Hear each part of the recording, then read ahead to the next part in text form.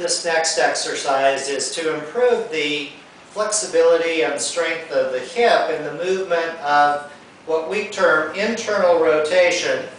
That movement is very frequently the first one to diminish when we have hip joint arthritis or hip joint injury.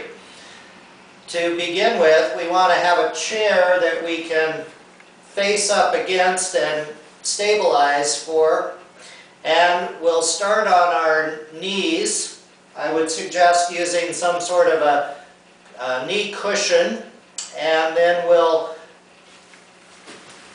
drop down, come right up against the front edge of a chair with your hips and pelvis so that we can stabilize the pelvis movement. We don't want to be rotating the upper body. We want to just be using the hips.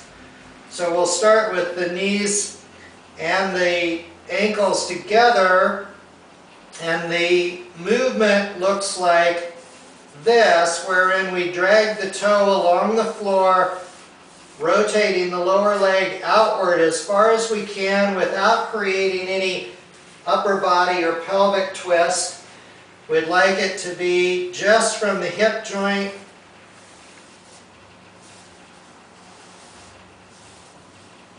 We'd like to force the lower leg out as far as we can move it. And we can do both at the same time.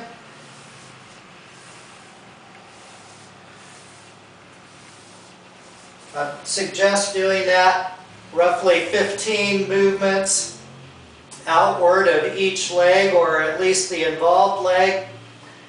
And be sure to keep your hips and pelvis up against the front edge of the chair so that we don't twist the upper body and give the illusion that we're getting more flexibility than we really are.